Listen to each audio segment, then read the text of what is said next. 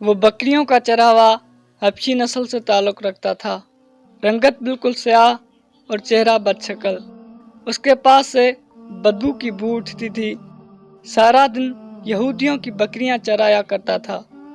अपनी दुनिया में मगन बकरियां चराने के अलावा उसे दुनिया की किसी और चीज़ से गर्ज नहीं थी।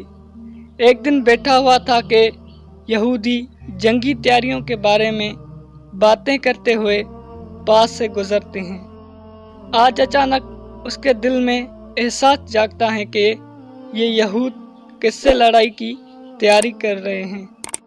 मैं भी मालूम करूं कि वो कौन सी ताकत है जो यहूदियों के मुकाबले पर आ रही है। वो बोले, हमारी जंग उस शख्स के साथ होगी जो नबूवत का दावा करता है। उसके दिल ने ख्वाहिश की कि मैं उस शख्स को देखूं। वो उठा और लोगों से पूछता हुआ रहमत आलम सल्लल्लाहु अलैहि वसल्लम के पास आया और कहने लगा, आप मुझे बताएं कि आप किस चीज़ की दावत देते हैं। अल्लाह के प्यारे नबी सल्लल्लाहु अलैहि वसल्लम ने बताया, मेरी दावत तौहीद की दावत है। अल्लाह के सिवा किसी की इबादत ना करो, उसके साथ शरीक ना ठहराओ और मुझे अल्लाह का रसूल मानो, और ये कि मैं अल्लाह की वही से उसके एहकाम लोगों को पहुंचाता हूं। उसने कहा कि अगर मैं एक अल्लाह पर ईमान ले आऊं और आपको अल्लाह का सच्चा नबी मान लूं तो क्या होगा। आप सल्लल्लाहु अलैहि वसल्लम ने फरमाया, जन्नत मिलेगी।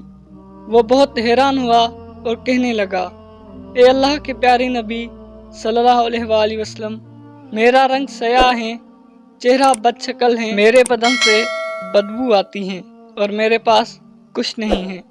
अगर मैं अल्लाह की राह में लड़ते हुए शहीद हो जाऊं तो क्या मुझे भी जन्नत मिलेगी। आप सल्लल्लाहु अलैहि वसल्लम ने फरमाया, हाँ, अल्लाह तुझे ज़रूर जन्नत देगा।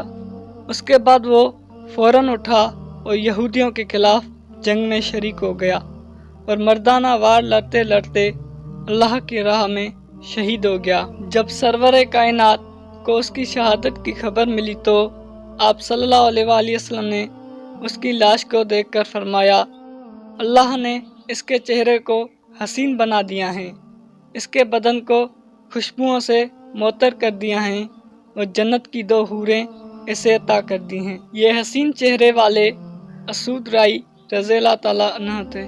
उन्होंने सवाए जहाद फी सबीलिल्लाह के अलावा कोई काम नहीं किया।